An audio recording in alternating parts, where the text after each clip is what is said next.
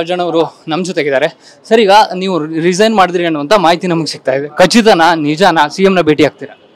CM ಭೇಟಿ ಆಗ್ತೀನಿ. ಈಗ ನೀವು ಏನೋ ಪೇಪರ್ ಅಲ್ಲಿ ತೋರಿಸ್ತಾ ಇದೀರಲ್ಲ, ಅದು ಸಿಎಂ ನೋಡ್ತೀನಿ. ಈಗ ಏನ್ ವಿಚಾರ ಸರ್? ಮೊನ್ನೆ ಮಾತಾಡಿದ ವಿಚಾರಕ್ಕ ಯಾವ ವಿಚಾರದ ಏನೋ ಯಾರಿಗ್ ಗೊತ್ತ್ರಿ. ಅಯ್ಯೋ ನೋಡ್ರಿ, ನಾವು ಯಾವತ್ತು ಅಧಿಕಾರಕ್ಕೆ ಅಂಟ್ಕೊಳ್ಳೋನಲ್ಲ, ಗೊತ್ತಾಯ್ತಾ?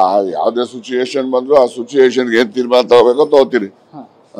ಈಗ ಎಲ್ಲವನ್ನು ವಿಚಾರವನ್ನ ಕೂಡ ನೀವು ನೇರವಾಗಿ ಹೇಳ್ತಾ ಇದ್ರಿ, ಅದೇ ಎಲ್ಲ ಒಂದು ಕಡೆ ಈ ರೀತಿಯ ನಿರ್ಧಾರಕ್ಕೆ ಕಾರಣ. ಈಗ ಮುಖ್ಯಮಂತ್ರಿಗಳು ಭೇಟಿ ಮಾಡ್ತೀನಿ, ಆಮೇಲೆ ನಿಮ್ಮನ್ನು ಭೇಟಿ ಮಾಡ್ತೀನಿ. ಖಂಡಿತ ಸರ್. ಆದ್ರೆ ಈಗ ಈ ಮತಗಳ್ಳತನದ ವಿಚಾರದಲ್ಲಿ ಏನಾದ್ರು ಮಾತಾಡಿದ್ದು, ಆ ವಿಚಾರಕ್ಕೆ ಅಪ್ಸೆಟ್ ಆಗಿದೆ ಹೈಕಮಾಂಡ್ ಏನು? ನೋಡ್ರಿ, ಯಾವ ವಿಚಾರಕ್ಕೆ ಹೈಕಮಾಂಡ್ ಅಪ್ಸೆಟ್ ಆಗಿದೆ ಅನ್ನೋದು ನನಗೆ ಹೆಂಗಪ್ಪ ಗೊತ್ತು? ಅವ್ರು ಹೇಳಿದ್ರು ತಾನೇ ಗೊತ್ತಾಗೋದು. ಅವ್ರು ಹೇಳಿದ್ಮೇಲೆ ನಿಮ್ಗೆ ಹೇಳ್ತೀನಿ. ಇನ್ನು ಯಾರು ಮಾತಾಡಿಲ್ಲ ಹೈಕಮಾಂಡ್ ಇದ್ದ ಮಾತಾಡ್ತಾರೆ. ಈಗ ಸುರ್ಜೇವಾಲಾ ಅವ್ರ ಬಗ್ಗೆ ನೀವು ನೇರವಾಗಿ ಕೆಲವೊಂದು ವಿಚಾರಗಳನ್ನ ಪ್ರಸ್ತಾಪ ಮಾಡಿದ್ರಿ ಸರ್, ಅದು ಕೂಡ ಕಾರಣ ಆಗಿರ್ಬೋದು.